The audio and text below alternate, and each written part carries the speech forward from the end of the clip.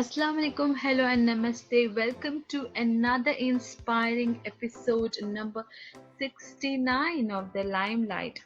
Well, today on the hot seat we have an enthusiastic personality. She is the founder of EduExpress, where she conducts workshops related to art, science, drama, and public speaking. She has conducted more than 100 workshops for kids and corporates across the country. So, listeners, please welcome our guest, Sajjal Rakhecha. Hello, Sajjal. How are you doing today? Hi, I'm good, Fareen. Happy to interact with you today. Yes, it's really awesome to have you on my podcast. Likewise. So, Sajjal, before we talk about your profession, I would like you to tell our listeners about yourself. Hi, my name is Sajjal Rakhecha. I did my schooling and college.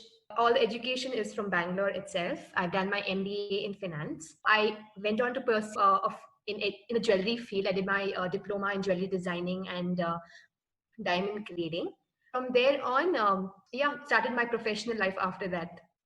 It's really nice to know you, Sajjal, and I wish and pray that God keeps you and your family healthy, happy always.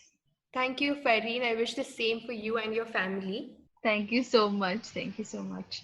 Okay, now this question is like, what really inspired you to start Edu Express and what is it all about? Okay, so first let me introduce my baby, which is EduExpress. EduExpress is a very small website which I started about 2.5 years ago. The reason why I started off with doing something was being self-independent. I think the Mhm. feeling to do something on your own is amazing. The money comes later. To do something by yourself is very important and was very important to me. And I found out that I had a liking for children and teaching kids naturally. So that's the reason I started Edu Express, where I started taking workshops for children. By workshops, I mean art workshops, educative workshops. And Okay. so I started off with that. Okay, that's very nice. And what about the storytelling part? Storytelling a little later. When I started doing a lot of workshops, I met a lot of people in the journey Mhm. who actually taught me storytelling as well. That's where I started doing a little small storytelling sessions, and I now I do storytelling sessions in birthday parties, for corporates, in present times virtually. Mhm. So storytelling came into my life like that. So I always liked listening to stories, and now telling as well. Okay, that's amazing. Okay, now when you started Edu Express, what were the challenges you faced?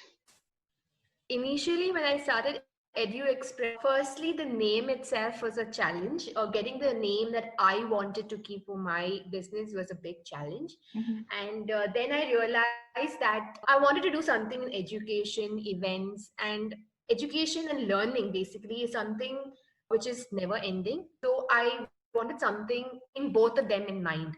So express, whenever we hear the word express, we relate to something like train, which is like a journey basically. Edu Express comes from there. Like learning is a journey. Okay. So that was the first challenge I faced, and then initially approaching people was a little difficult. Marketing was at least okay because we have social media now. It is okay, Mhm. but initially connecting with the same industry was a challenge.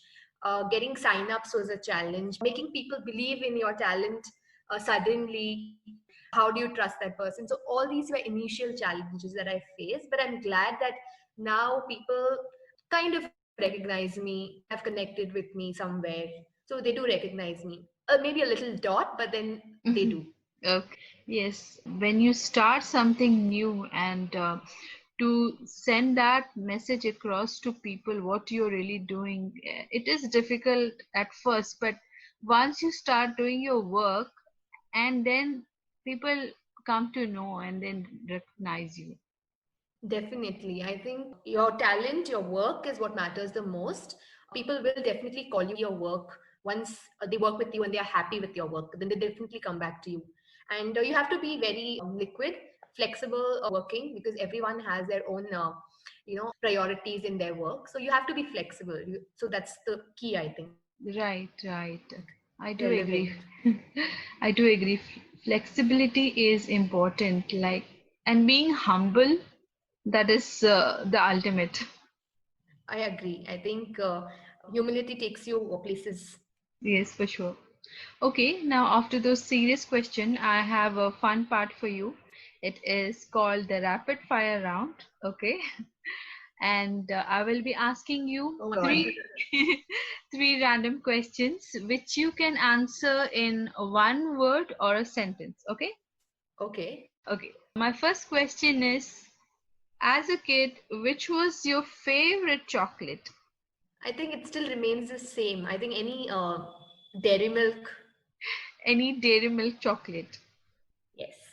Okay, nice. My second question. Tell us about the best compliment you ever got. That's a little difficult because I'm not a person who like taking compliments. It just nervouses me more. And Okay. you've asked me this question, and yeah, it makes it double difficult. Uh, mm, Somebody said I'm very friendly when I'm with them, and I equally adjust with the senior members. So I think that's a compliment, to be able to adjust with all ages. Wow. I mean, that's something different, but yes, I do agree. Okay, my last question is, who is your favorite actor? The current lot or an old actor, like a senior. Anyone. Anyone, whichever you want to pick. That's again a difficult one. I'm a Bollywood buff. Ranbir Kapoor. Ranbir Kapoor.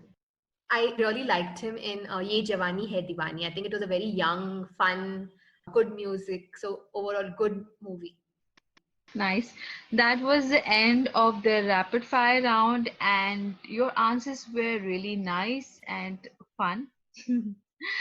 And I don't have a Thank you, hamper. Fari. You're welcome. I wish you could have one and with a lot of dairy milks in it. Yes. If I had one, I would surely give you that. Great. Now we come to the last segment of our show where we ask your advice for our listeners. So you want me to give some advice to my listeners? Yes. Okay, I think the most important thing is to realize that you want to do something, you want to work for somebody or you want yourself. I think that's the first thing that you need to clear out in your head. Either way Mhm. is fine, each to his own. So, first thing is that once you've done that, you need to choose the path that you want to take. I mean, the line of profession that you want to take. And problem solving, I think problem solving is one key skill that everyone should learn, because once you're building on something, got to get problems throughout the journey, and how you solve them one by one, by researching, by learning, by falling. I think it's very, very important. So I think problem solving skill is something everybody should learn. And once you're doing that, you should be open to learning. I think more to Yes. learning. It's okay, even if you know, it's okay to listen. So I think these skills are very, very important. It's okay to go slow in your life, professional life. I think enjoying your journey is also very important. Yes, I do agree on that. Learning and problem solving, it teaches a lot. And I love your advice. Thank you, Fareen. Thank you. Sajjal, I have to thank you a lot more for taking time, to do this interview with us and sharing your journey and your professional life with us. I hope this inspires a lot of women out there who are thinking or who are in their journey for doing something great in their life. I thank you so much. Thank you, Fareen, for having me. Like I was also telling you off record, it's been a pleasure to connect with you. I love when women entrepreneurs come forward to do something different, support other entrepreneurs' journey. I think I'm all for women empowerment. We together can do a lot more. So thank you for having me. It was a pleasure to talk to you. You're welcome, Sajjal. And yes, I'm also all for women empowerment, and I want all women to be strong and face any problems they have in life. Thank you. Okay, listeners, if you have liked this interview, please click on the like button of the Limelight page, and also I will be giving you details about Sajjal's page and all the work she does. Please do visit her page. Thank you for listening, and Allah Hafiz.